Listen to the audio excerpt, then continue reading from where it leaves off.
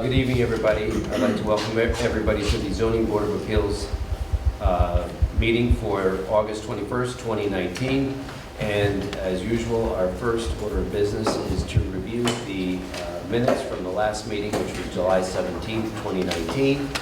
Has everybody had an opportunity to review the draft minutes from that meeting? Yes. Yes. Any questions, concerns, or corrections? No. Corrections were already made, and thank you, Tim, as usual, for doing that. All right, without hearing any corrections, concerns, anything like that, I make a motion that we approve the meeting minutes for July 17th, 2019. Do I have a second? Second. Okay, all in favor? Aye. Opposed? All right, carried. The first piece of new business is case number 986, I think, Brindle Valley LLC. Mr. Kaminsky, you're here on that? And would you be kind enough to go through and explain what the application is about? Good evening. I'm Mark Kaminsky. I'm here representing Rhinebeck Valley LLC for an area variance application for what is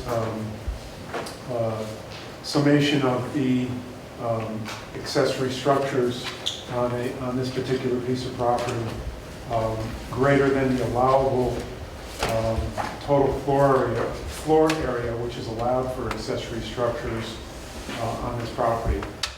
I think if the board will wish it, I'd like to bring the board up to speed on this application is part of multiple applications that are in front of the planning board.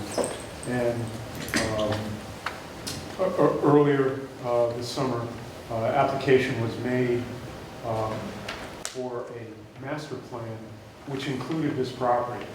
And this master plan application was made to the Town of Rhinebeck Planning Board for this property and actually three other properties.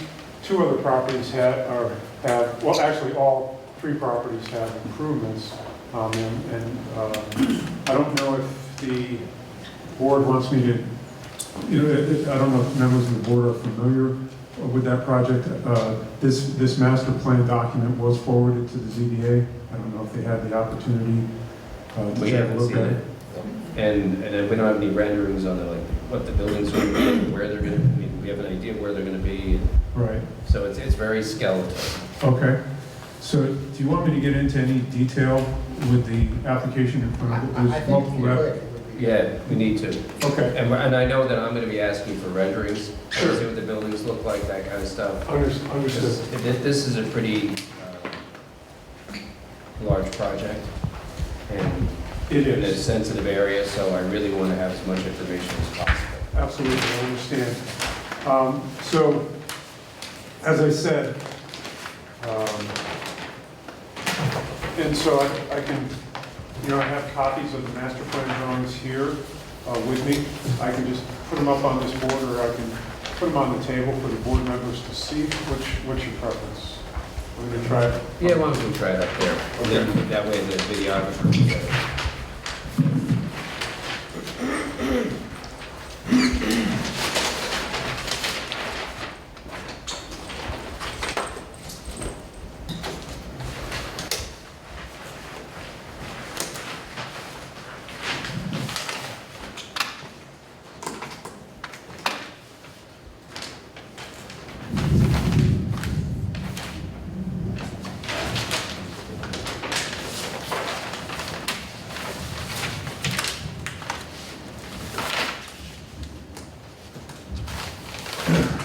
So it starts out and they're all four adjoining properties.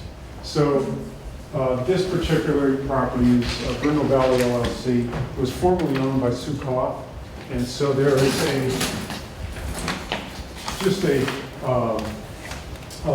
site vicinity map that I'm going to show all properties. Each of the properties are listed here.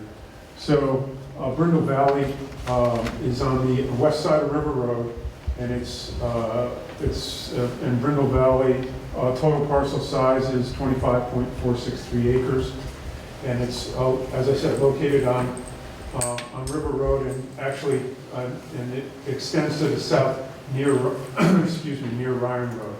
Adjoining to the west is KPH2, is the KPH2 Management LLC. It's also known as Astor Quartz, and so that property is here, and it's got it's a flag lot with access, or excuse me, with frontage on River Road, enters into, heads to the west and goes all the way to the river and extends, kind of an odd-shaped piece of property. This is the shape of the property for KPH2. And then another property owner is T-Court LLC, which formerly the Duffy property, and that's located further to the north. So it's also it's got 2 points of access on River Road. There's the flag portion that is adjoining KPH2, enters in, has a odd strip to the north, and then opens up to where the structures are located on the western portion of the property. And then it actually extends back to the east. It also has frontage on River Road there. It was combined with a property that was formerly owned by the Archdiocese. It was actually the convent that was there, and it was ultimately removed a few years ago. So that's the third property. And the fourth property, as part of the master plan application that's being considered by the town planning board, is Ferncliff Nursing Home. And so this master plan application currently being heard by the planning board. We've been in front of the planning board for, 2 or 3 months now.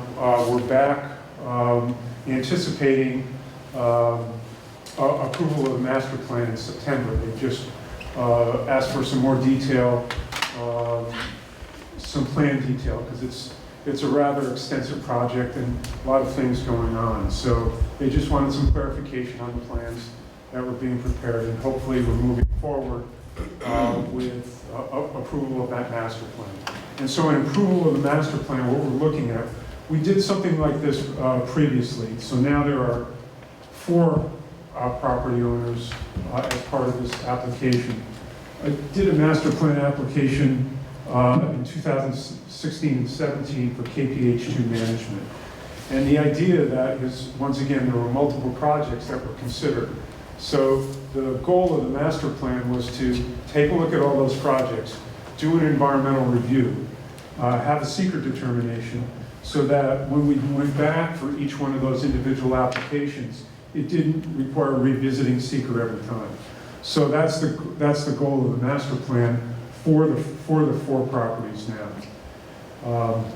So as I said, we're anticipating, we'll be continuing on that on September 16th. Hopefully, we'll be concluding the. Has the planning board taken lead status on seeker? Yes, they have. They've declared lead agency on the project, and all the circulation's been done. As I said, we've been doing it for a while. Do you anticipate having some kind of determination in the near future? Yes, we do. Hopefully we do. We've gone through quite a bit of the detail, and so we're finalizing it now.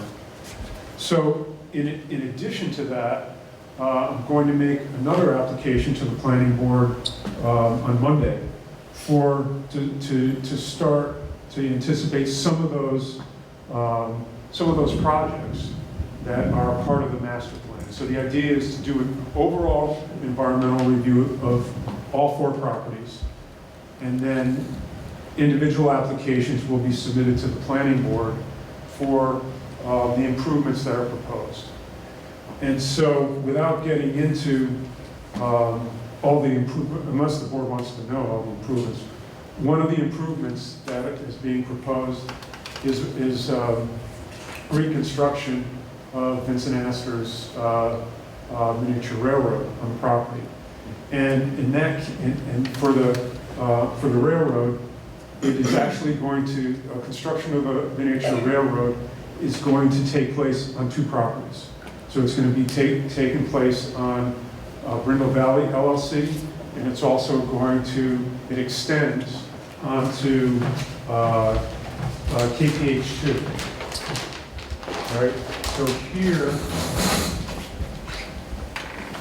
and once again, this is a master plan drawing with multiple, layers of information on it.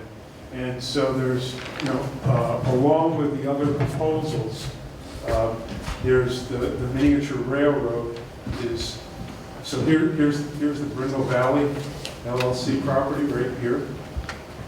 That's around like this. This is Brindle Valley. This is Astor Quartz here. So it's this piece here, comes around, goes like this, and back like that. So the railroad, and there's a former railroad that exists on both of the properties. So there's this section right through here. You can see that this is an old railroad bed, and so a portion of that is being used on both Brindle Valley and on Astor Quartz. Okay, so the network of miniature train proposed on both of the properties is about 7,000 feet, 7,000 lineal feet. And so there'll be an application made to the town planning board for approval of the miniature railroad for both of those properties. That application is going to be made on this coming Monday. And so it'll involve site plan, special permit, and wetland disturbance consideration by the planning board. In addition, there's going to be an application made to the planning board for and so that includes Astor Quartz and Brindle Valley. In addition, there'll be another application made to the planning board for special site plan and special permit approval for the structures that are being proposed to be constructed with the miniature railroad. And so the reason for separation of those 2 applications is because the application for the buildings needs to go to this board for consideration of an area variance because of the total floor area that presently exists on the property, and then in addition to what is being proposed with these additional structures associated with the miniature train. Are these the 4 properties, or are these 2? No, so those are 2. So this is the 3rd property. It doesn't have a miniature train with it, but it's part of the master plan application because there's a network of utilities, roadways that are going to interconnect these properties, and so there'll be reciprocal easements between all the landowners. It's separate ownership for all 4 of the properties associated with this master plan, and those 3 that I just mentioned. The reason Fircliffe Nursing Home is involved is strictly for utility. Right now, so the ownership of the 3 other properties want to remove all the overhead utilities, and everything's going to go underground. And so also part of the project is to, because there's the certain power demands for Astor Quartz, they're going to heat and air condition the property with geothermal. And so because of the power demands for the geothermal power, it requires 3-phase power. So new utilities are going to be connected from, there's existing 3-phase out on River Road. 3-phase is going to go to Astor Quartz, and at the same time, there's an overhead utility line that crosses actually Brindle Valley, Astor Quartz, and Tea House, right through here, and then enters into their property and then actually goes underground. This is the parking lot.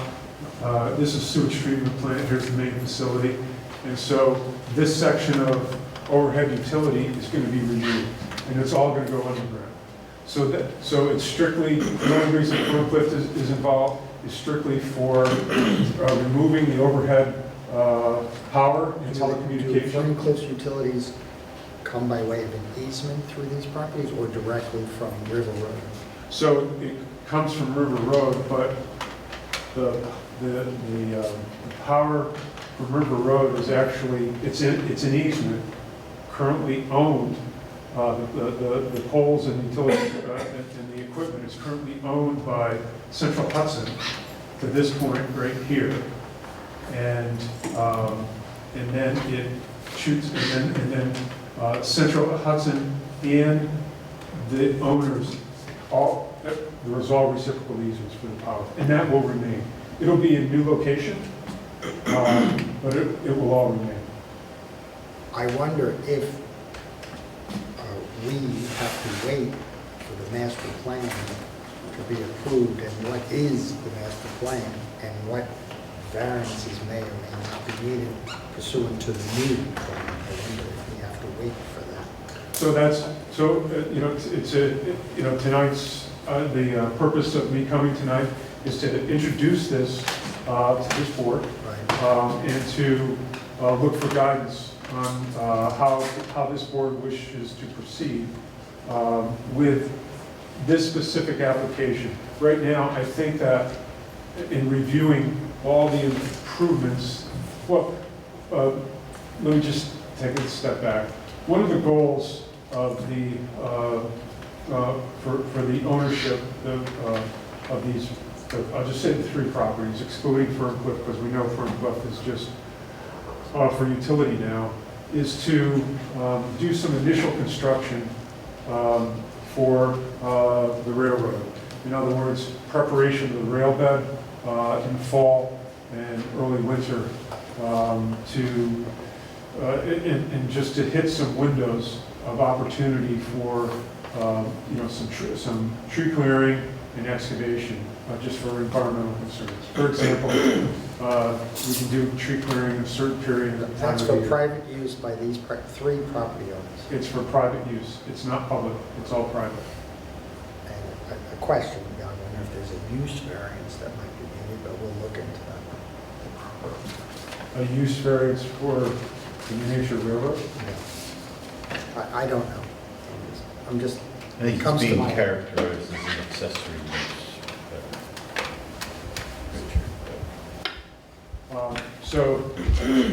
So the idea is to move forward with the miniature train.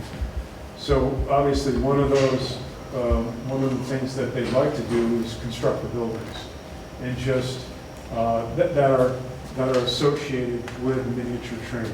So it's actually easier to see that.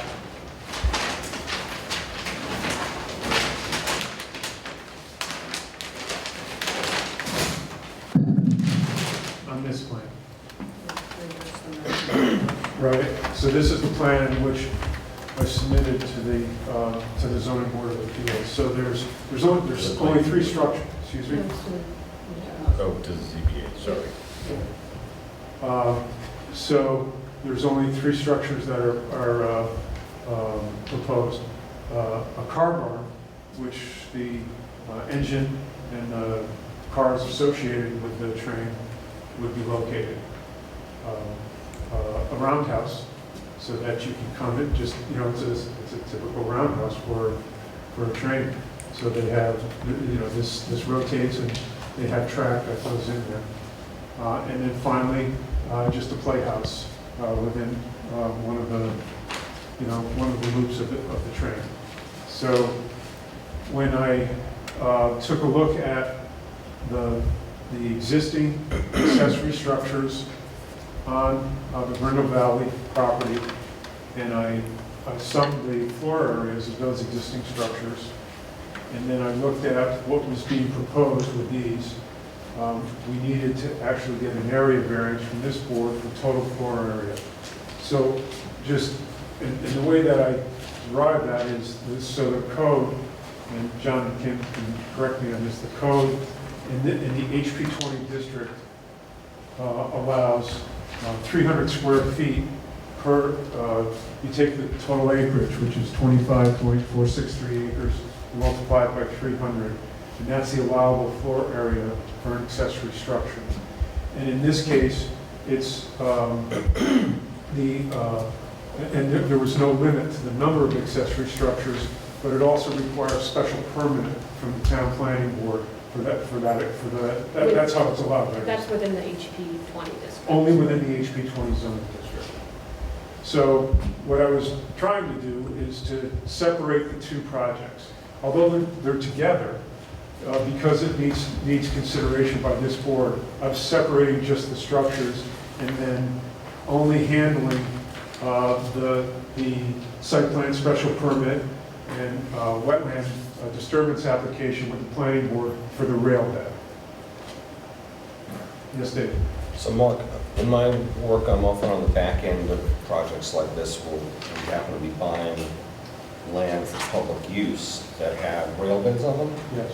And at that point, 50 or 100 years later, after the beds were built, and maybe the rails were handed 20, 30, 40 years ago, the significant issue is hazmats associated with pressure-treated railroad ties. Okay.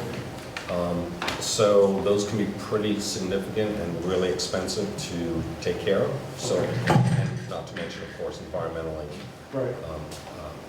problematic. So I'm curious what the rail tie makeup is here, or plans for that? Oh, so this, for the miniature railroad? Well, yeah, It's actually- do these involve pressure-treated wood? No, it's a composite. Okay.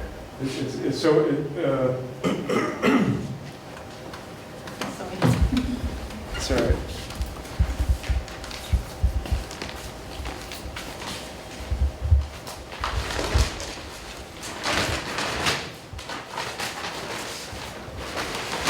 This is the standard section for the rail bed. And so, just, it's like Maybe get us the show.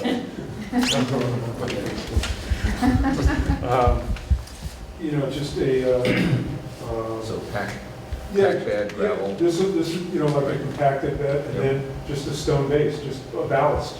And then this actually set on, and I have photographs. I mean, the rail is only about this wide.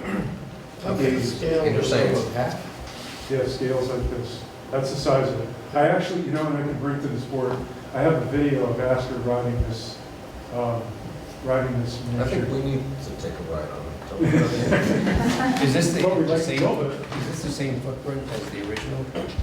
Pretty close to it, or? No, sections are. It actually extended to the north, to Tea House, and then it actually, there was a train station that was located on Leibowitz property. So here, the ownership wants to, utilize the existing railbed, and then, portions of the Brindlebrook property. The engine will be steam. So there are certain design considerations when you have a steam engine. And so those have been considered in the design and will be presented to the planning board. They don't need a cooling tower or a water tower? They do have, actually, I can provide a video of how they get steam generation going first thing, so I can provide that too to this board. I'd like to get those videos. I'd also like to get renderings of the buildings. Understood, Scott. And Yeah. trying to find, if we can place them somehow on the property, so we have an idea of like how they're going to be situated on the property. They are, they're sure. I know they're here, but I'm just saying, So we have a better visual. visual bit. Absolutely, and so those plans are being developed, and they will be available by mid-September. And are the easements already drafted for the reciprocal uses? Those easements are not drafted yet, they will be, because there's multiple easements, so there's going to be easements. For the train bed on, What's not shown on this date is there's easements for the utilities, right? So power, telecommunications, access, egress and egress, because all properties are proposed to use this entrance right here, and then there'll be a new access into Brindlebrook through here. The same thing with KPH2 management, and T-house. So there'll be reciprocal easements for utilities, egress and egress, maintenance agreements also, and the same thing for the miniature river. Do you have an idea of what the square footage is of the existing accessory structures? Yes, so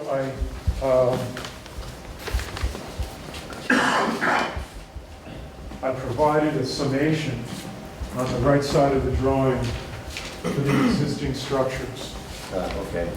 but I had an error in it. Okay. And so the error was omission of one of the items, the top one. But Barn?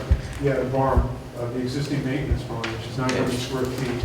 But also on the third item, the existing barn, there's a second floor to it, which I wasn't aware of.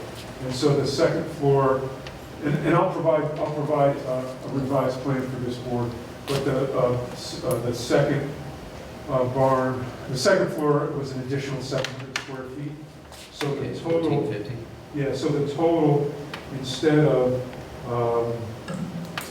8395 is 83, it's actually 8345. Okay? How can that be added?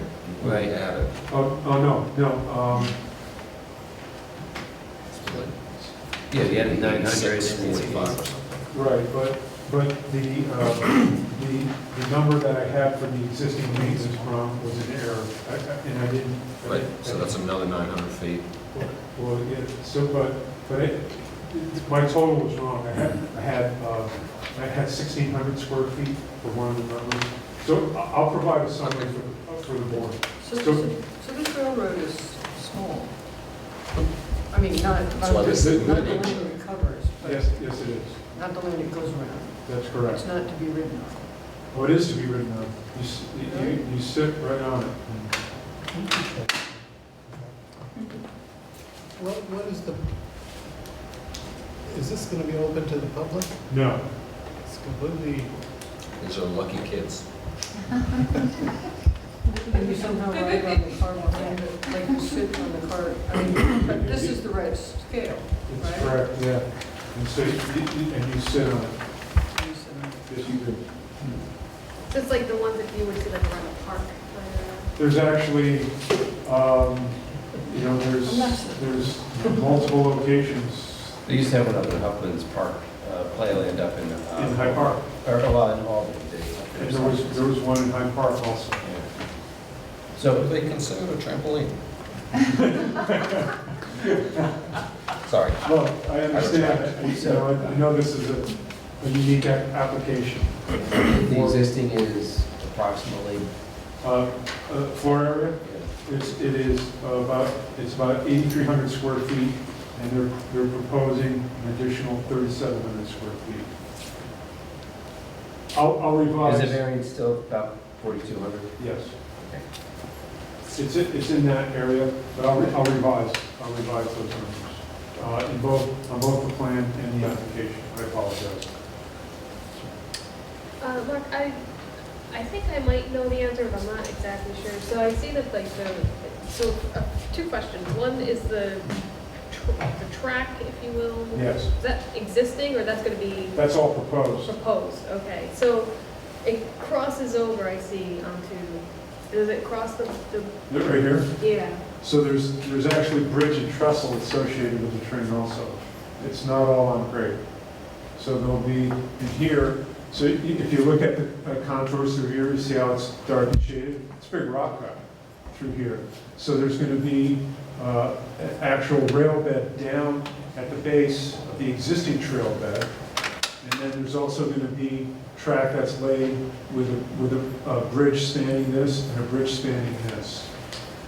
Also, if you see this circle here, what that is going to be is a spiral in order to, we are utilizing that to gain elevation for the train. The criteria for steam engine, steam-driven miniature train is that the grade cannot exceed 2%. And so in order to get up into this section through here, It's going to come in, loop around, and come like that. And so there'll be a trestle associated with it. There's also other trestle sections associated with the train in order to accommodate grading, well, to minimize regrading on the property. Cross, like for example, through here, there's a seasonal stream, so there'll be a section of trestle that'll cross that seasonal stream. There may be a section of trestle through here also in order to minimize regrading along near an existing seasonal stream on the property. You probably already said it already. How long is this? Total length is, and it's proposed in phases, but what's shown here for both properties, for both Brindle Valley, Brindle Valley and KPH2, it's about 7,200 linear feet of train. Mile and a half. 1.34. That's the engineer. And so this is the principal structure? Just want to make sure none of them are in front of the. No, that's the principal structure? that is the principal structure. So this existing barn, You're not touching? we're not touching. So none of these all exist. Everything here exists. Okay, Those so are all everything is proposed. going to be So behind? don't need an area variance for an accessory structure in front of the principal residence. Thank you. I don't think. That's the So, Well, we can go one of two ways. We can accept it subject to getting all this additional information. It sounds like we have to wait for some information from the planning board I anyway. did speak to Michael, Okay. and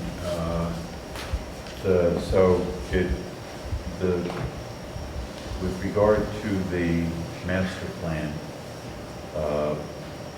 seeker has been begun, it's circulated, they classified it as a type 1 action. No determination of significance has been made yet. The way that Michael described it to me was that they're still gathering information. I think they're hoping to see a site plan before they make their determination of significance. well, they have, so they have multiple site plans that Yeah. were submitted with the original package. At the last planning board meeting, the request was, because there was so much information shown on, there were 3 drawings that were submitted with the application.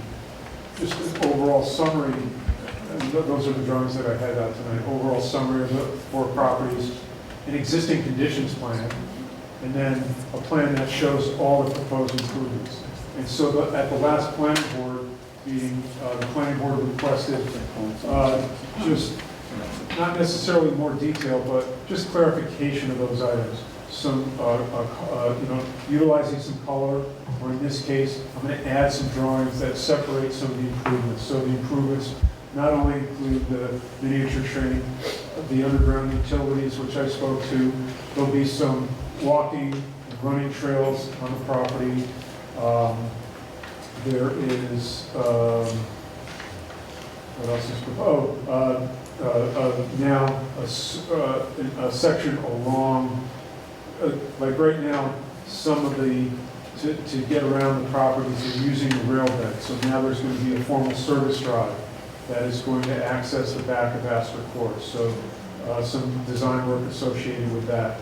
They're removing a section of the driveway and connecting, as I said before, there'll be some driveways that are connecting Brindle Valley, Tea House, and KPH management together.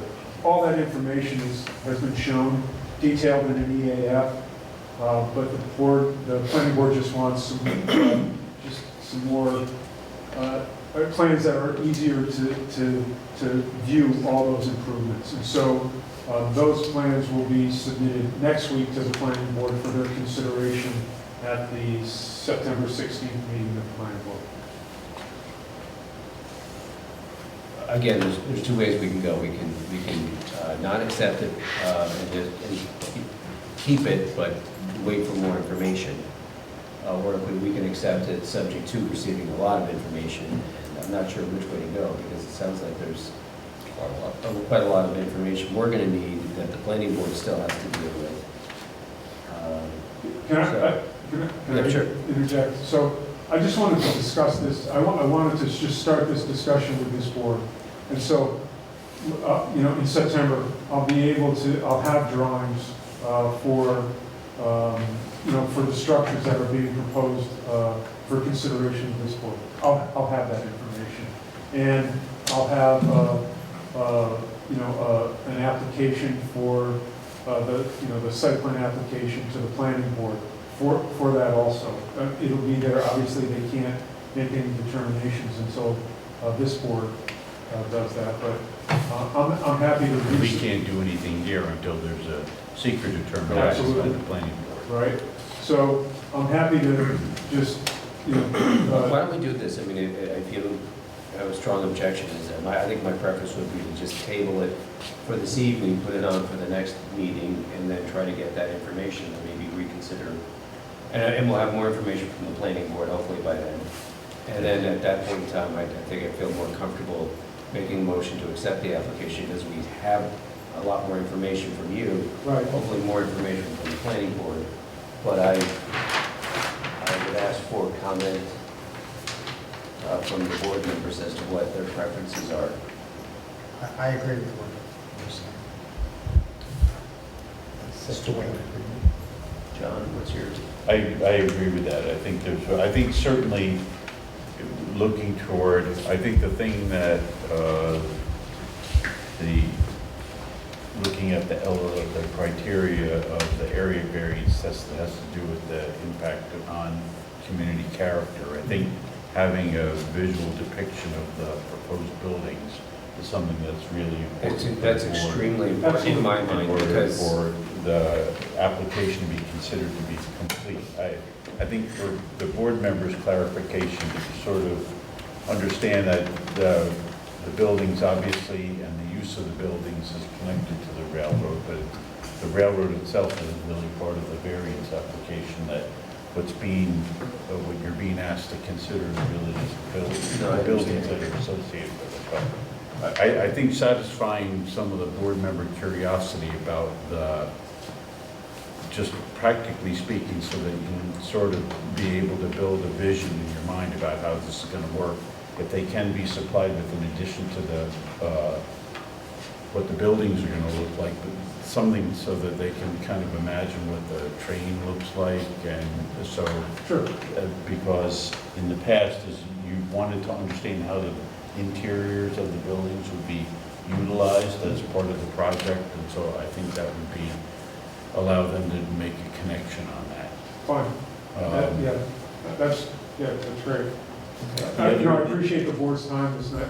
Oh, no, this is a I very, just wanted to very start. interesting project. And, Are there other things, I guess the only other thing that occurs to me is trying to, in addition to understanding what the building will look like, but I guess the thing that's more difficult to understand is the context. In other words, these buildings are being placed in a landscape.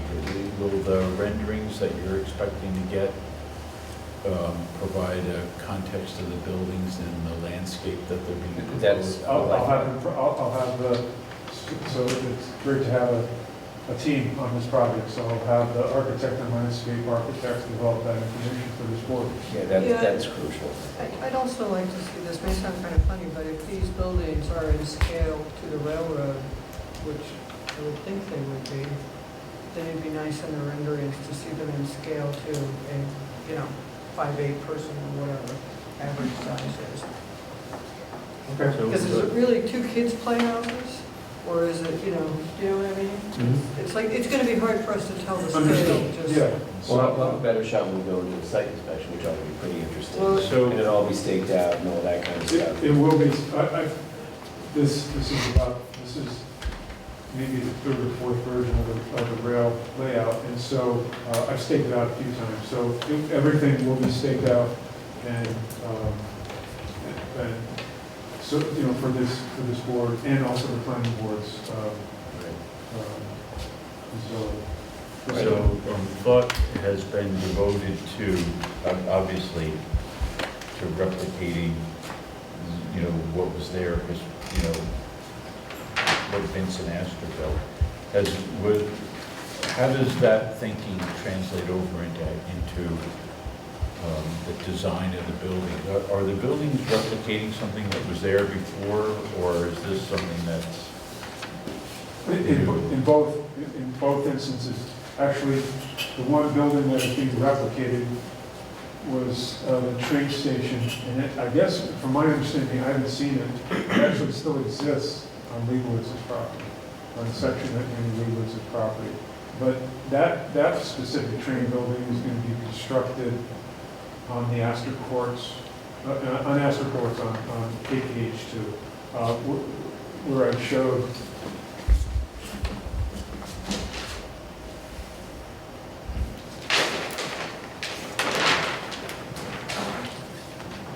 Here. On that loop, right, on this loop here, that one building is going to be constructed there, but it's my understanding that the other, like for example, the tar barn, it's just that's more of a utility structure, and that is, you know, specific to this. I think the Playhouse, historically, there is some historical significance to the Playhouse, so that is being considered in the design. okay? So I guess if the board members are inclined, I guess the thing that I'm thinking about is that while we're asking for information, and I think it makes more sense to ask for the things that are occurring to you now, so that you don't see it and then think about something and you want something later on.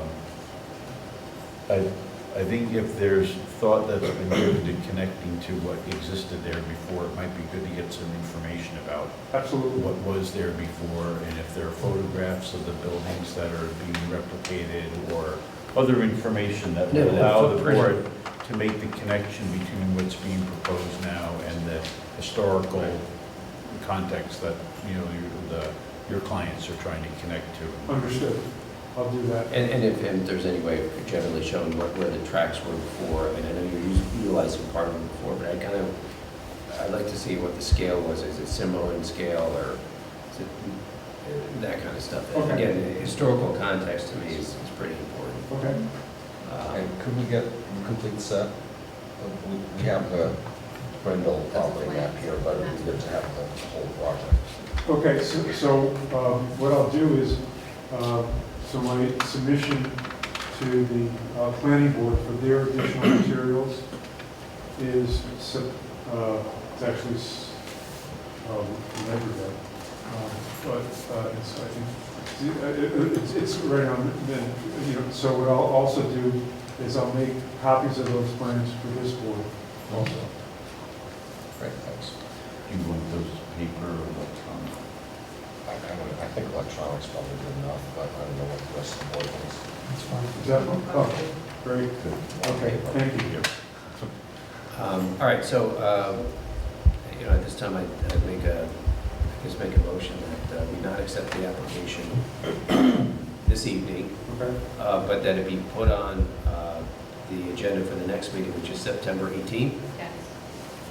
And we'll have all this additional information from you, hopefully from the Zoning Board of Appeals, and at that point in time, we'll have hopefully enough information to accept the application for consideration. Do I have a second to that motion? Second. All in favor? Aye. Opposed? All right, so All right. we'll give us that stuff, and very interesting application. And I once again, apologies on my total of the floor areas for existing. And that'll be cleaned up in my resubmission to this board. Thank you. All right, and then the next new business is the Rhinebeck Villa LLC.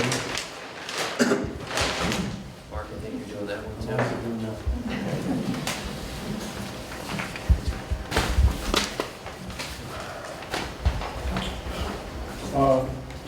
So I'm here representing Rhinebeck Villas LLC.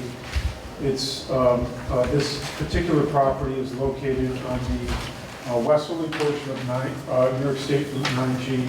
It abuts Middle Road to the south. So it's here, property is located on the west side.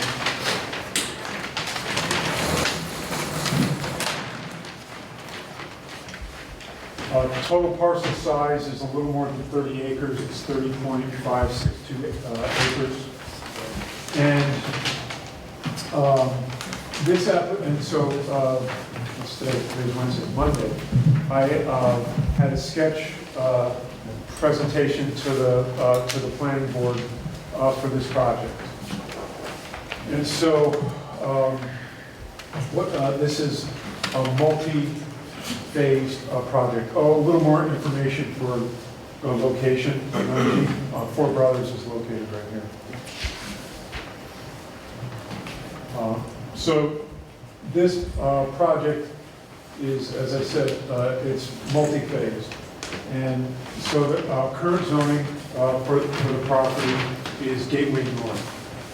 One of the allowed uses in the Gateway North district is a hotel. And so one of the facets of this project is construction of a hotel complex on the property. And I'll just give you a summary of everything first. So one of the phases is to construct a hotel located in the southern portion of the property. Access would be from Route 9G and through a series of access, and then the way the project is being proposed, it's with multiple structures for the hotel complex. I've gone through sections of the zoning code for the size determination of the property for the hotel. It's allowed by special permit. There's also criteria that gives you information on how much land area is required for the hotel. A maximum number of rooms are 60 rooms. And there's also a section of the town code that specifies for a hotel, it needs to be located a 200-foot setback from New York State Route 9G. So the application to this board is for consideration of reduction of that setback from 200 feet to 100. What's also associated, and what was discussed with the planning board, and had multiple discussions, pre-applications with the planning board on this, is that there would be, the application would also include subdivision. In other words, creating another parcel to the north of this, and that parcel would be, right now it's the hopes that it can be used for an event space. However, an event venue is not allowed in this zone, and it will require consideration and application to the town board for rezoning in order to allow that event space to occur. So, and so I had this discussion with started the discussion with the planning board with the entire planning board on Monday evening for this process, and really, just trying to develop, a path and a flow chart and how to proceed with the various boards for this particular project. And once again, I'm here informationally for this board, because when we looked at designing a hotel component for the project, and with consideration of the existing physical features of the property, topography, and in this case, wetlands. The plan which I showed, it's all federal wetland that's located on the property. It's been field delineated and located on the plan. And so therefore, since it's federal, it's also, it's under jurisdiction of the U.S. Army Corps of Engineers, but also by the town of Rhinebeck through their wetlands ordinance. And so, after looking at multiple, layouts for the hotel, it was, we looked at if we could actually pull the, the development area, which is right here, right? So there's the 7 clusters of buildings here. If we could actually pull those closer to New York State Route 9G, we could minimize any site disturbance in the wetland adjacent area for this larger core wetland that's located on the westerly portion of it and also to the south. Like you said, 7 units, but I see 8 here plus the main building. Well, this is the office. Right. And, oh, I'm sorry, yes, you're right. There are 8 units, that's correct, I'm sorry. It's, the idea of this complex is, similar to the Delamater House in the village, so that's the idea. The 2-story units, and there would be, parking as shown on the plans. Most of it is internal. The section along Route 9G, some of that parking would be, the back of that parking would be exposed to 9G, so obviously some landscape consideration needs to occur for that. But once again, just as the last project I presented, I'm just starting this and wanted to introduce this board to it, and also looking for some guidance on approach here from the board and its consultants, because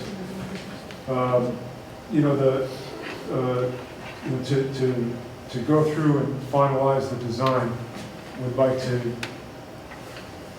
actually make application for the variance first to see whether or not that can be obtained before all the design work has been done.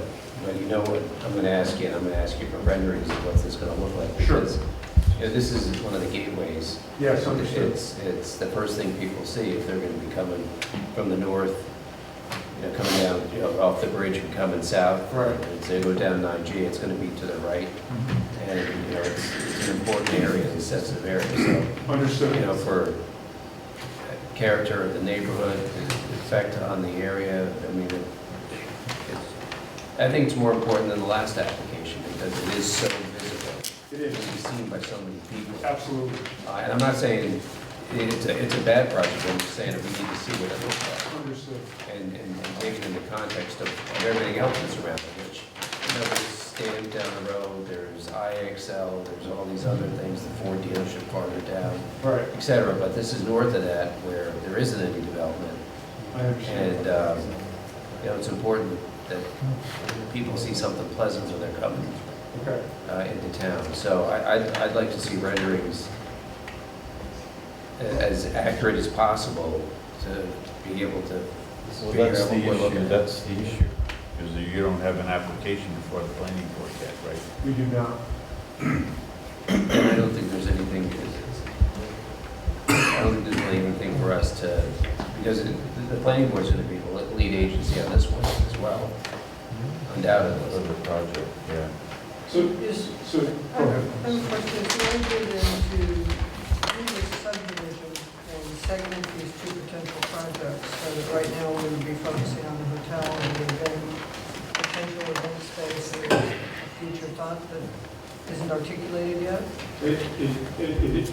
That's correct, but the idea is to run applications concurrently, so the site plan, application with the planning board and the zoning board of appeals for the hotel, and also application to the town board for consideration of the event space. And the event space is what kind of events? It would be Inside, outside? inside would be a structure, parking.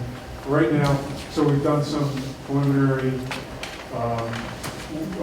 traffic analysis, and so the space considered now is 250 seats in a single building, no restaurant, anything would be just, catered.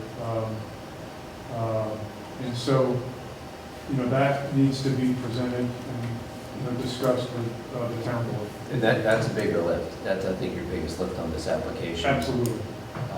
And I know there was an alternate, like perhaps a use variance, but you know how difficult they are to get, so.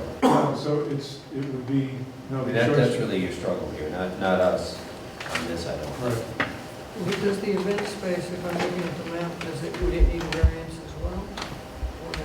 Or no? There would be, well, once again, because, with the application to the town board, I would craft it in such a way that it wouldn't need any variances from this board.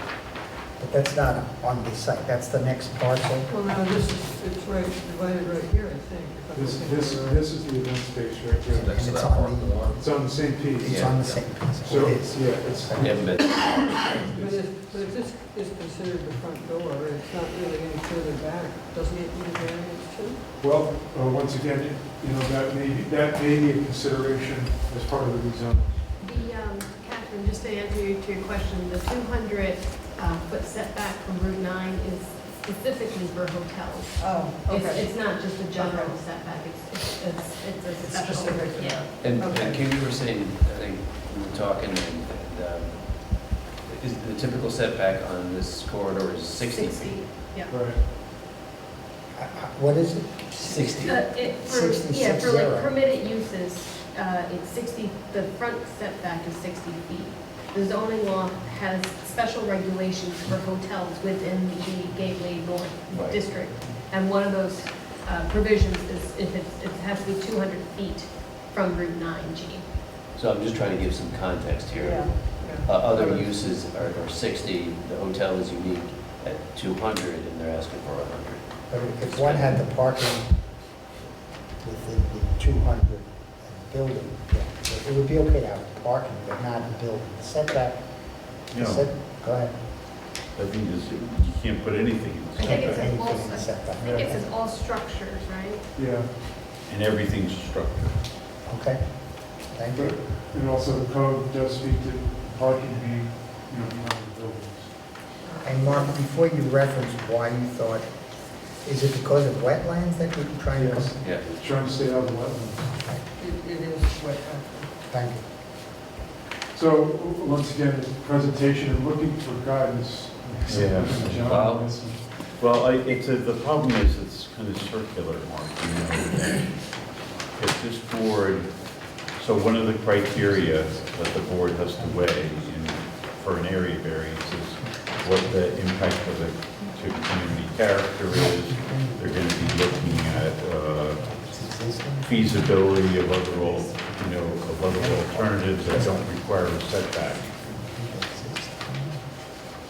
The board can proceed on this, but any variance that's granted is going to be limited specifically to the project design as represented during the area variance review. And if that project design ends up changing over at the planning board, then the variance won't survive that. Okay. So, Getting to the planning board first, I think is the... well, I'm just saying, it's up to your client. I mean, But can I just check it? Because I go to, so it is circular, because I go to the planning board, and since the design doesn't take consideration by this board, they can't act until this board acts, correct? say that again, please. So, in my, if I made when I make application to the planning board, Yeah. it's based on 100-foot variance for front yard setback from this board. So the planning board, in the past, the planning board has told me, well, go get your variance first and then come back to the So planning you can run the applications parallel, so you have the same application, same site design from both the planning board and the ZBA. It's just that the planning board can't grant final approval until the ZBA acts. And we can't And we really act can't grant it until until, we get the secret determination, Secret, where the right. planning board is going to run. on this I mean, project. the general philosophy of the ZBA is that we don't want to be doing secret reviews Okay. here. And, I mean, I'll talk to Michael again about it, but I guess, I'm not at every planning board meeting, but my view was that, you know, obviously they're not going to grant approval Correct. without you having the variance. So our practice has been to let the planning board get to a secret determination, either a negative declaration or a accepted environmental impact, draft environmental impact statement before this board can issue an approval. And that happens. But the concept of the project has to be evolved sufficiently that when the board's making judgments on what it looks like and where things are, that's how it turns out that they are over in the site plan that ends up getting approved. Understood. And with wetlands, as you know, I mean, there is a chance that there will be design changes. I mean, I understand what's happening here. Your client doesn't want the size of the project to be constrained by the presence of the wetlands. So if you move everything forward in the setback, you're not sacrificing any scale. But that does go to the issue of feasibility of other alternatives for the applicant, which is part of the test I understand. so I'm not answering your question, I'm just asking. Well, I think the answer may be is that you have to do both. You have to get your ducks in a row and go to the planning board, and we track it together like we usually do. Yeah. How far away from actually making a site plan application are you? Do you have site plan and special permit for this? Yeah, site plan, special permit, and wetlands disturbance. Yes. So, I just. Is this all Rhinebeck and Army Corps wetlands? Yes, it is. And No- so no also state. did habitat study with no issues. Just waiting to finish up archaeology. And as I said, I've done a traffic study, and we have an appointment with the DOT to discuss. Talk about the first project. I'm gonna guess that the town board is gonna wanna see the pipes into the wastewater treatment plant. I see discharge out, but I don't see how you're capturing all that. Right, so that's, Crossing the stream. right. It's just a sketch right now, but. Yeah. Oh, and so I also have been in touch with the New York State DEC. So the project would be served by Central Water and Sewer, individual to this site only. So I have been to the New York State DEC to gain discharge permit standards for surface discharge. Currently, there's a surface discharge from Four Brothers. They have a sample. And so it's very. So nothing perks over there. Nothing, and so it's right here. And so Four Brothers has discharge right here, goes through that pipe, and then it heads to the south. And they're gonna stay, Four Brothers and Umbro are gonna, there's no plan to make any changes? But so we have received, confirmation from DEC for a surface discharge. Yeah. Obviously, it still needs to go through approval with Dutchess County Department of Health for that also. I guess my concern about this is up to the board and up to you, but my concern about it is, I mean, we can process an application, but my concern is wasting the board's time and wasting your time and money if your plan ends up changing at the planning board and you just end up back here Understood. Okay. making another application for the variance, you know what I'm saying? Yes, I do. Okay. So, I think that the more conservative approach in terms of the devotion of your client's resources is to wait until you have the site plan. I mean, the board can hang on to the application Right.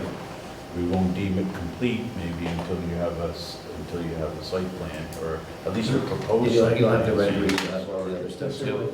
And then we'll have some more information again from the planning board. Yeah, and it'll still need to be synced with the, with the planning board review. Understood. I think that's the most efficient way. Okay. The other way is the fastest way, but there's a significant risk. Okay. I'll relay that. All right, so I made the same motion that we not accept the application this evening, but that we table this and put it on for the next meeting, which is September 18th. In that timeframe, hopefully you can get us some more information, or we can put it over a couple of months if you like. Yeah, I would, I don't think I'll have material ready for Okay. the scout, so I'll get in touch with Chris to. But the board can still receive material, Yeah. Even if you don't want to be on the agenda. Oh, My suggestion would be if, as you have things, you send them along, it lets the board members, it gives them a chance to review things without getting everything dropped all at once. Since they're so interrelated, any materials that go to the planning board, I'll also forward that information. Can't to hurt. ZBA. What's the October meeting? 16. Would you, Fingers crossed. why don't we put it on for the 16th Okay, and see what we got by then? okay, all right, great. All right, so I'd make a motion that we table the Does that application make sense to you, Mark? Yes, yes, thank you. October 16th, and hopefully by then we'll have a lot more information from you. The planning board will have a better idea of what's going on here, and perhaps be in a position to accept the application for consideration. Great. Thank you for your Thank you. time. Thank you. All righty, public hearings. Is there anybody here on Parisi? Yeah, I am. So is Cheryl. Come on up. Okay. You could just state your name, who you are, and let's go through the Of course. I'm application. Sherry Monaco. I'm here from Bay Horse Farms and Gazebos, representing Cheryl Parisi.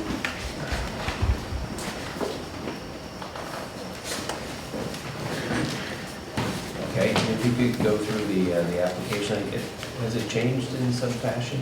Not much, but we did get feedback from the planning board, and they asked for a change to the drawings that we submitted to you. Okay, I got that yesterday, so I have updated the drawings. I have copies for you, but I believe we'll have to postpone approval to September. okay, Can I hand the copies? absolutely. So these are amendments to the ones we received on August 8th? Correct. Okay, They're really not different, much. but the measurements are actually from the property line as opposed to the DOT line. So Okay. instead of you having to do the math, To toss It should be done for you. Toss the August 8th, they're they're kind of the incorrect, same, right? 6 to 1, half dozen to the other. Okay. They're not incorrect, they're just measured from the DOT line as opposed to the property line. You know, is there anyone here from the public with regard to this application? Well, did we set a public hearing for this? Because I don't, yeah. No? yes, I don't, thought oh we yeah, had. I guess it is on the public. I thought we had, and then there was a change. It I'm was starting back to in lose track. June, if I remember correctly, it's in the June folder. 19th. Okay. But I think the answer to my question is no. I don't think there's anybody here from the public on this one. But anyway, if you could just explain the revisions, what's going on here. So Refresh our because recollection. The topography of the property leaves only really one location for the garage, which requires it to have a variance to be in front of the dwelling, the home. Anybody that's driven on that section of 308 knows the blue fence and the U-shaped driveway, the telephone pole in the middle, and then that house. If you walk into the driveway, there's a cliff down to the creek.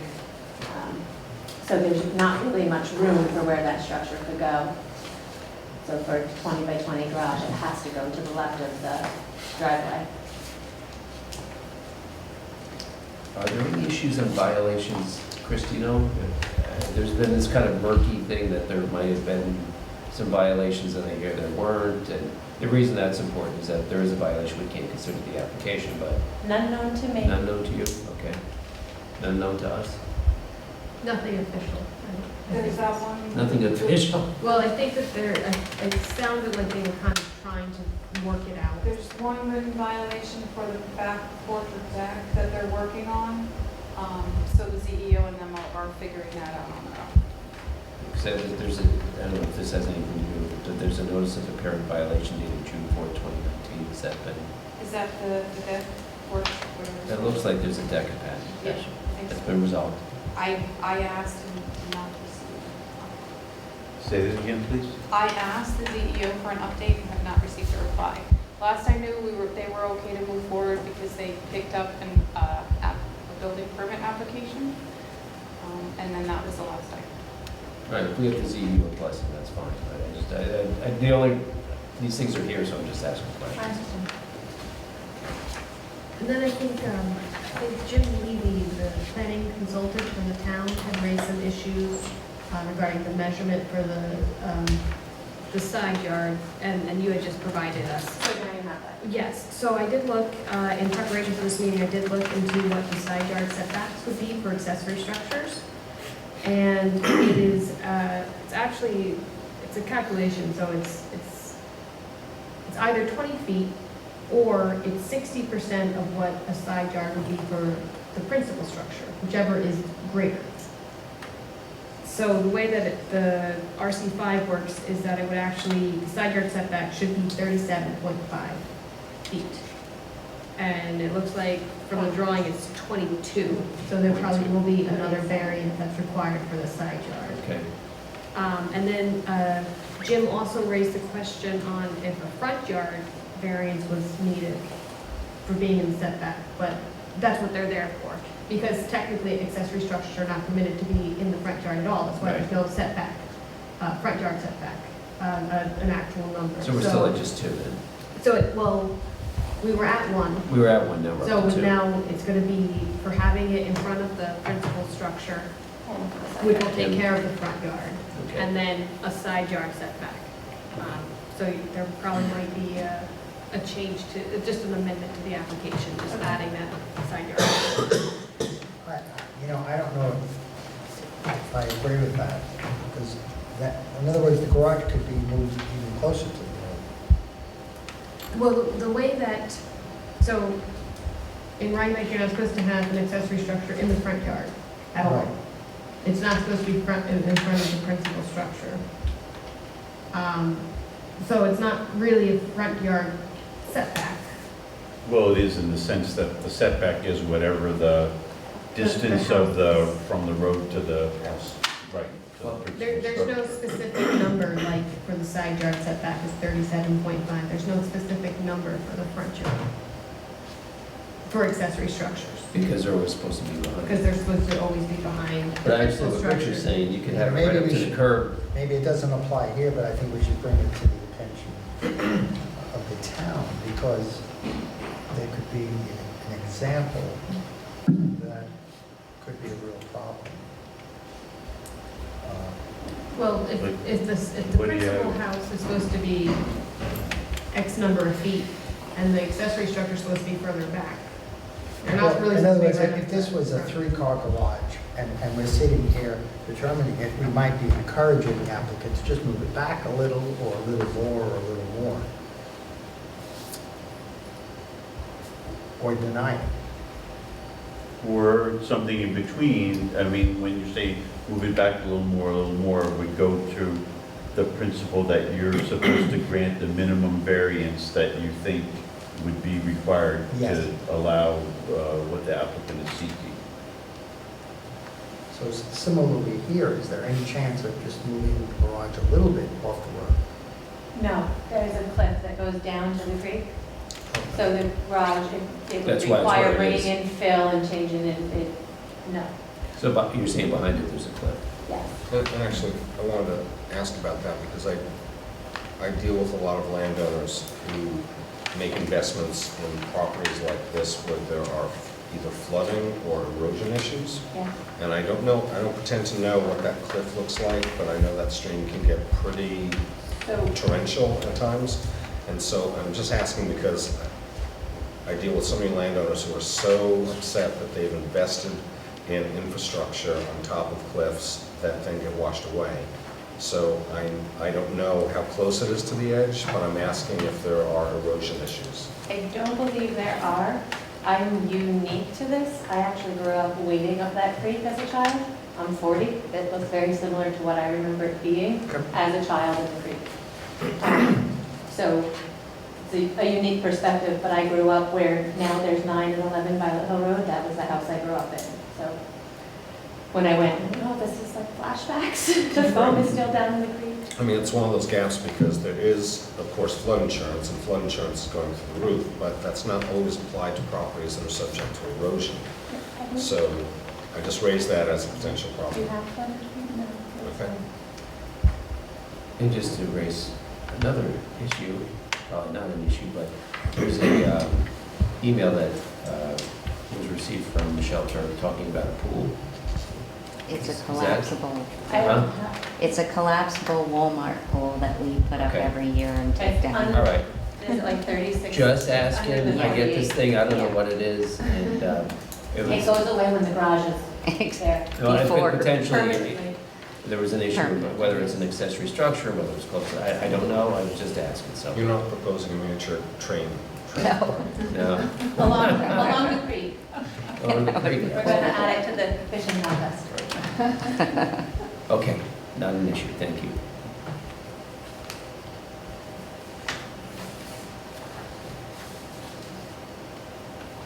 All right, any questions, concerns?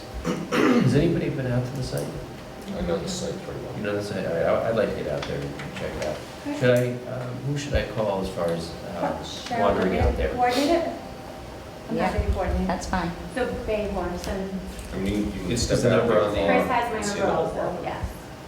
Okay, so, who do I, you want me to call you?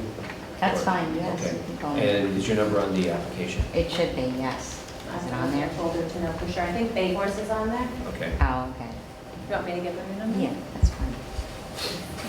You can give it to me and I can give it to them. Yeah, we're kind of public, so.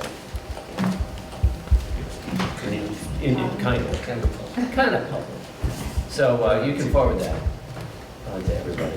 And we'll be contacting you, and some of us will probably come out just to get the lay of the land, see what it looks like and all that kind of stuff. You may want to take a picture or two, Scott. Yeah. And just circulate, so the board members can get a feel for it. Well, I'm hoping For Catherine anyone is, who hasn't been out because there. Catherine's really good at taking photographs. She's our official photographer. So I can remember. Good, yes, I'd be happy to punting take of that suggestion. Did you like that? Yeah. You know. Not She does it, smooth, she's but- very good. It's like Tim does the minutes, Catherine does the photos. That's right. We all have our place. So, all right.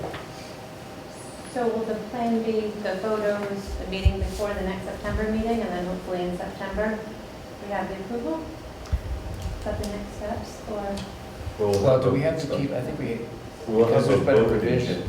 You can close the public hearing in September. and- Right, that's the problem, because there has been a slight revision, we have to keep the public hearing open until September, and that, I've lost my cheat sheet. And then 18th, thank you. And at that time, I'm confident we'll close the public hearing. And then we'll have 62 days to render the resolution, but we'll do it within, I'm sure within, For the October meeting. for the October meeting, certainly. We have the garage before winter. Maybe. You'll have the garage before winter. And, And if you could just submit like a little amendment to the application. For the side secondary. yard, Yeah. Yes. And there might be an additional fee that might be required, but Okay. please just I'll work talk to that out Chris. with Chris. Thanks. Wonderful. all Thank right, you. and we'll contact you about coming out there. So, Sounds great. with that, I'll make a motion that we adjourn the public hearing until September 18th. Do I have a second? Second. All in favor? Aye. Opposed? All right, thank you. Thank you. All right, Platt's next, but since we have bodies here on Kufner, German, Kufner, come on up. Good evening. First of all, I would like to thank you for the site visit, for all you to come and take a look and take that time. Since the last meeting, we had a surveyor come and created a new survey and want to submit that. It's for the planning board, but I thought you might be interested. Yes. And it turns out now the variance to the south, I wasn't exactly sure what the property line was, but now we need only a 10-foot variance. Well, that's good. And Can we get a copy of that? Did you get it? I got in a, what was that, the renderings of the house. No, I don't have that. You could keep that. Keep that, yeah. Keep that, you have enough with it? Okay. Don't gather around. So, and it contains now all the other accessory buildings that were in the other plan.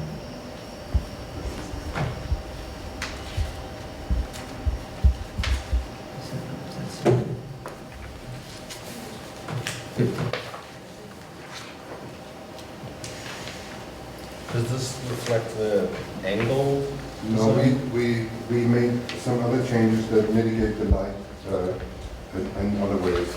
And those are, you have those renderings there. Yes.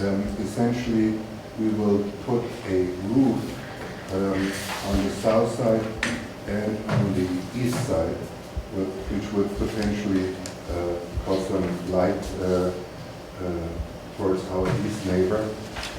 And from the angle, that would really mitigate the light issue altogether, because the structure is above, and so there would not be any visual impact at all. So we looked at the angling, but we talked to people that do construction and said that it's much more complicated, and this might be the best solution.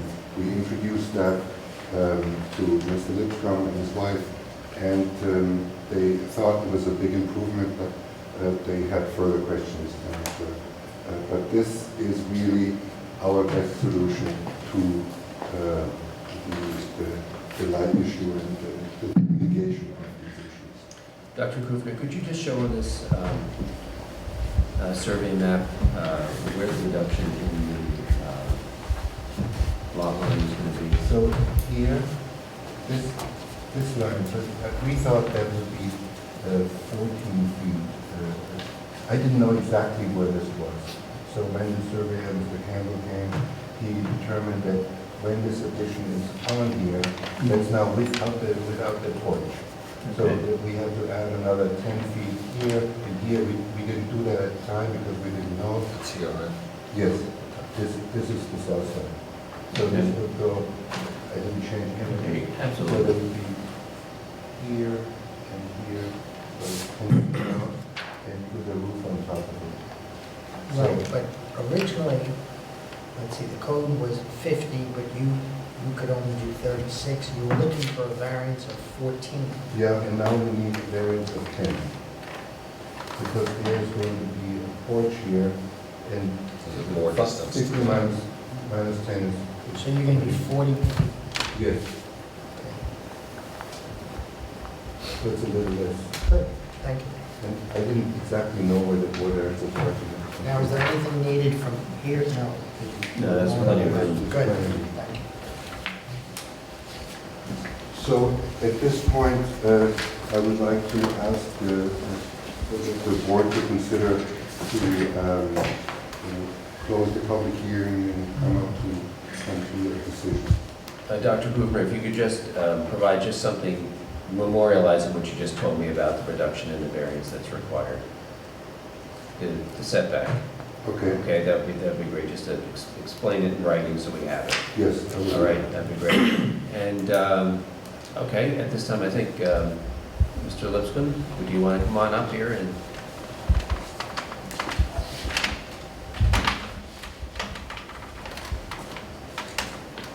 So we've looked at the new plan. Looks like an improvement. I still don't really know how high it's going to be or how visible, because there are some changes, so that's kind of where I am now. But it's definitely an improvement to be able to shield the light.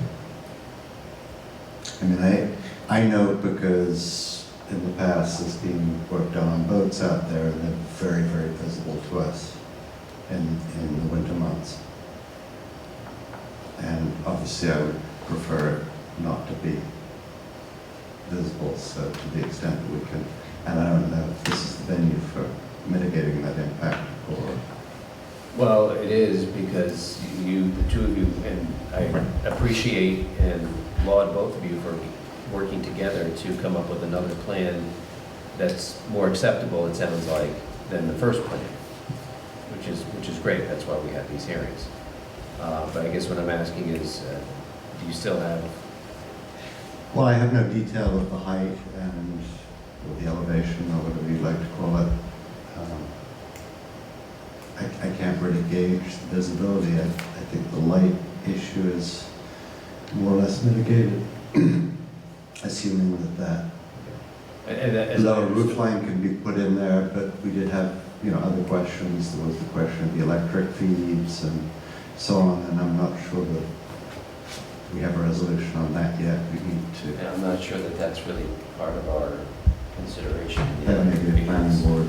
It's really a light, issue. yeah, it's, your view shed is really what we're looking at. Right. And that's been approved by this new this revised application you've reviewed. I As far have, as you know. no one's given me any plans and said this is going to be 50 feet or 100 Have feet you- or whatever. Has he It's pretty provided- vague, so I'd like to see something a little bit more concrete than that, but yes, I think it's an improvement.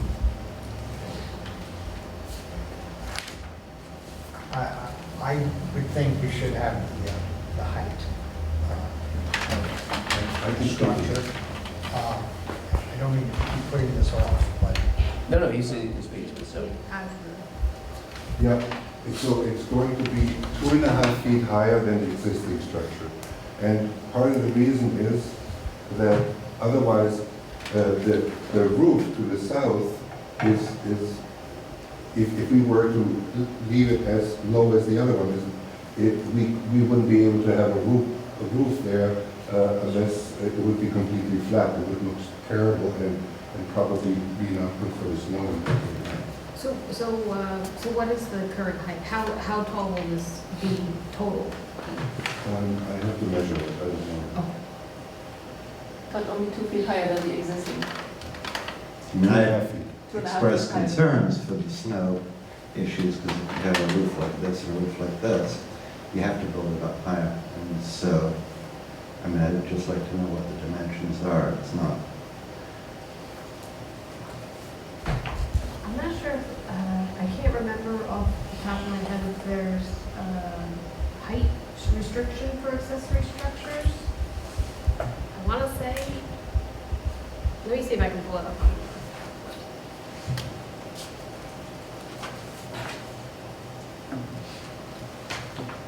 But overall, I I like think the there is, approach. but And And that was Also- my recollection.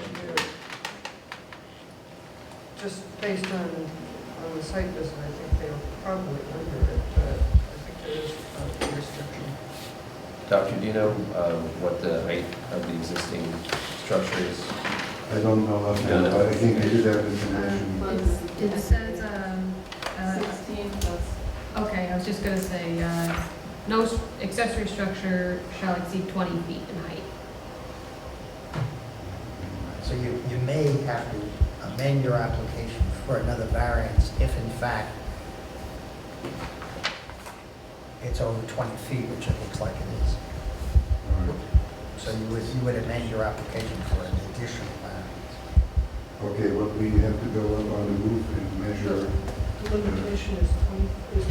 For accessory structure. I have a question there, because this is actually, there's a grade coming out of that. Do I have to measure to the grade that's coming up, or from the top of the roof line to the bottom? I have It's to in, check. it's in the zoning the law, I'll have zoning. to find it, but there is a formula that tells you how to measure. Okay. And then I would have to add 2.5 feet to that, and know how high that would be. But, yeah, I don't know how to, I would have to find out how to measure.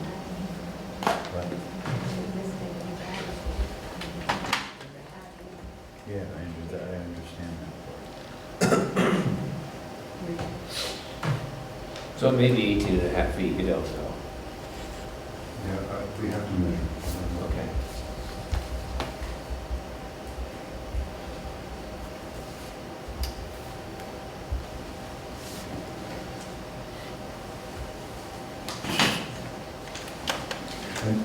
Another thing is on the porch, we will provide lights that will actually shield the light so that it shines only inward and not outward.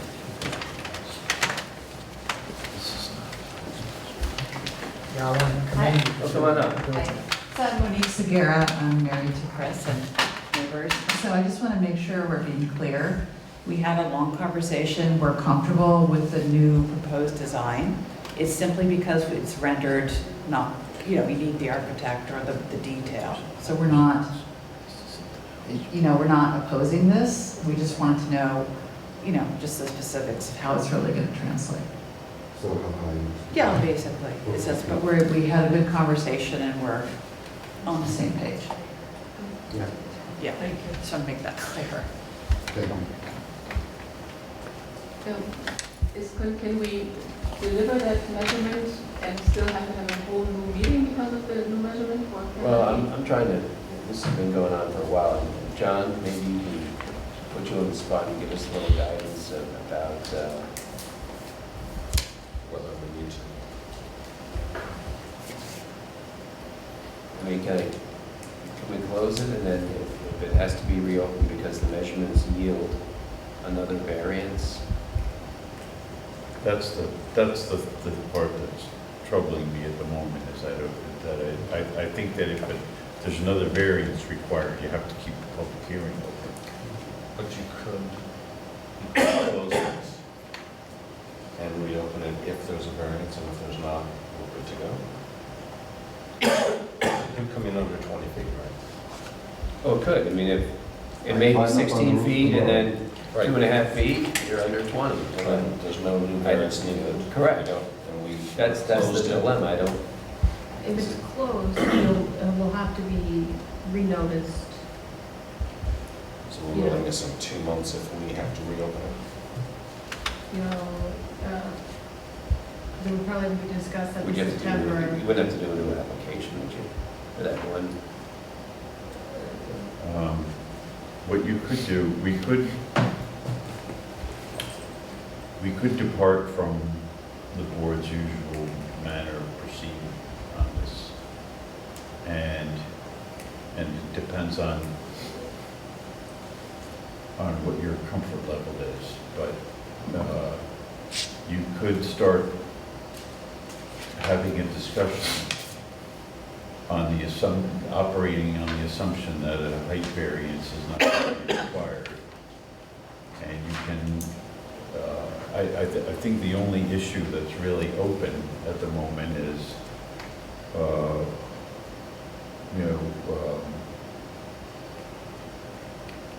what's the height number, and if the board is interested in finding out some additional input from the neighbors about that, and to factor that into your decision.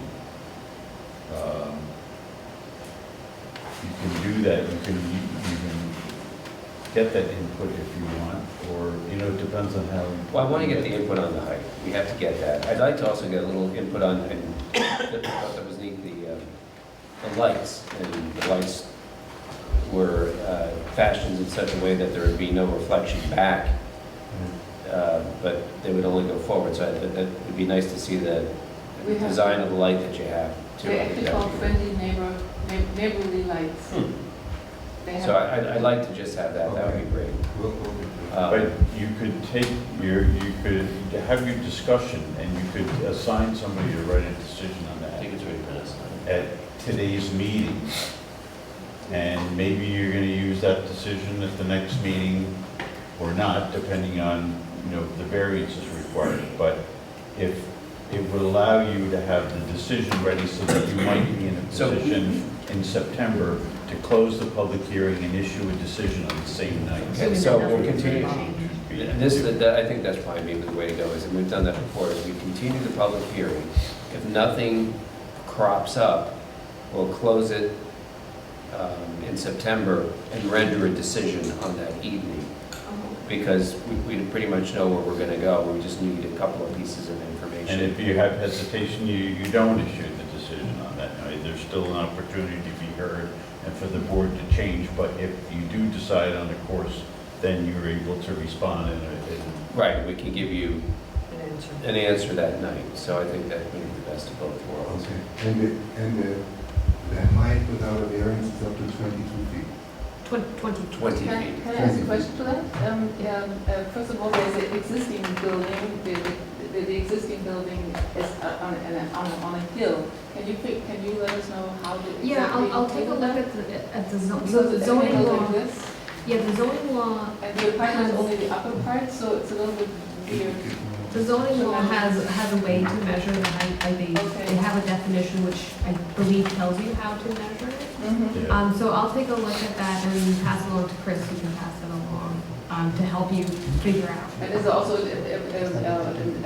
help to kind of show how something that's existing and relevant Yes. to a new one has to have a certain height or something, or is that? It should just be the. It'll identify for you where you should go on the grade to have your base I location see. In fact, I going think up we to actually the had top. a discussion on a previous application about how to measure We do. height. So I can see if I can find that. Let me just show you, I mean, it's not that easy to see, but you see how it slopes up there on both sides. So I was going to climb on the roof and measure all the way down at the center of the keyboard. Is that? Well, why don't you just wait till we give you the calculation, Okay. and that way, just follow whatever, it's pretty clear if my memory is right, and then just Yeah. do it that And I'll see way. if I And can you don't find have to that do memo. it twice. Okay, so based upon our discussions, Richard, I believe this is yours. Yes, it is. We will continue the public hearing until the next meeting on September 18. And if nothing new crops up, we will have a resolution ready for that evening, so that doesn't hold you up.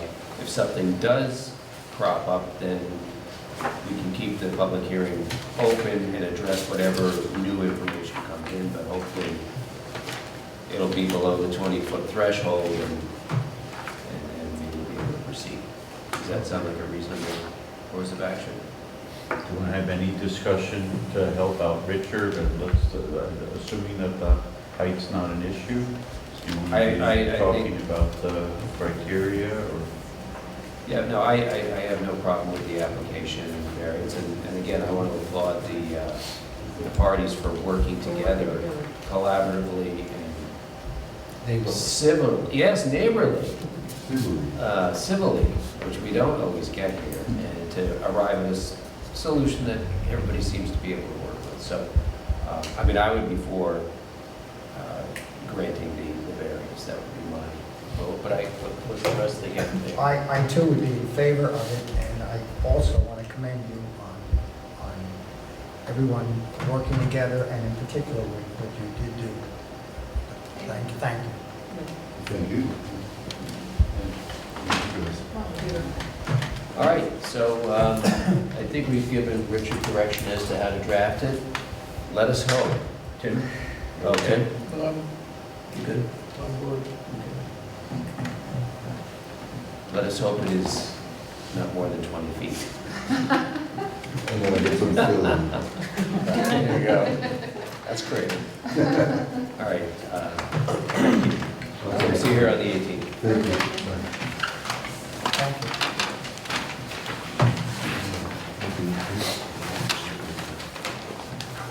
Thank you, good night. Good night. Okay, we have a couple of other matters. We have the plat application, and I think as everybody knows, since the last meeting, and there's nobody here for that application,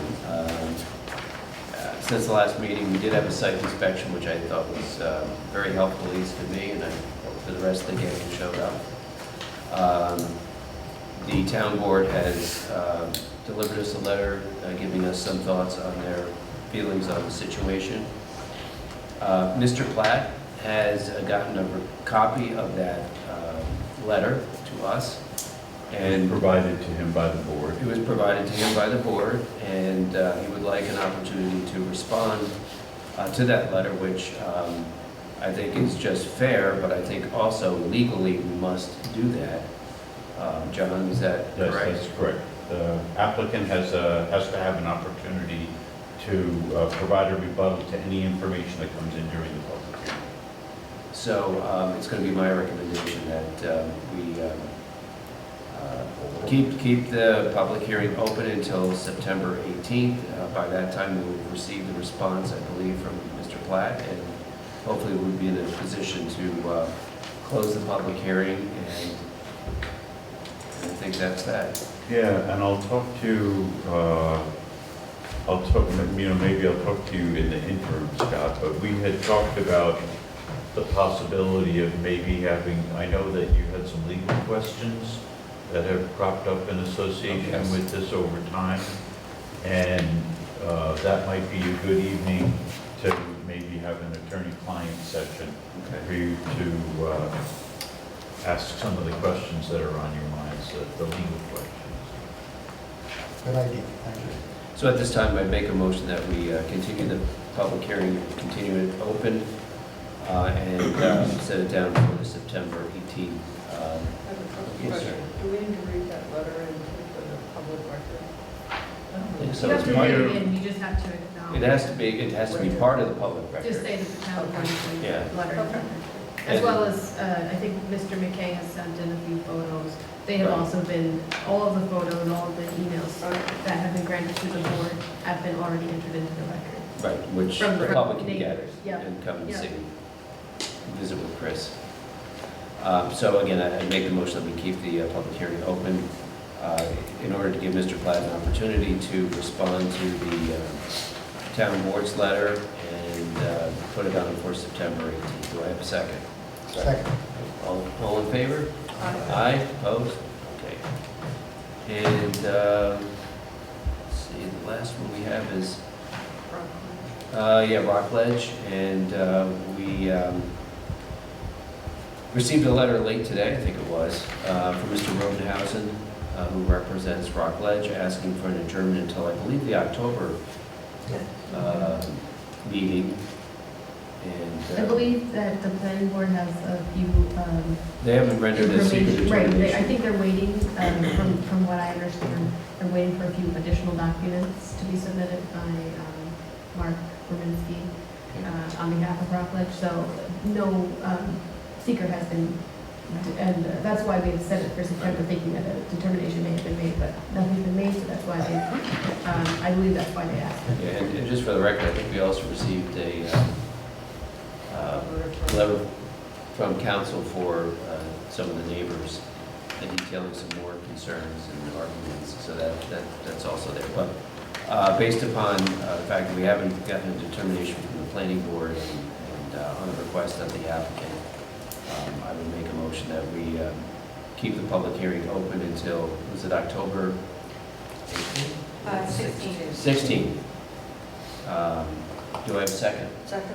Okay, all in favor? Aye. Opposed? I will be missing the October meeting, so I'm just thinking. I don't know who's going to sign that project, but, so you, Yeah, okay. I'll have to take something else in between, this has gone on so long. Well, no, that's all right, it's a big project, so, all right. And so we have no opposed, so that's carried. And I think that's it. The last thing, we had old business, and that was Stout, but that was withdrawn. So I think that covers it, unless anybody has something else they'd like to discuss. No? Motion to adjourn. Motion to adjourn. Second? Yes? All in favor? Aye. Aye. Opposed? Okay, Well done. thank you. Thank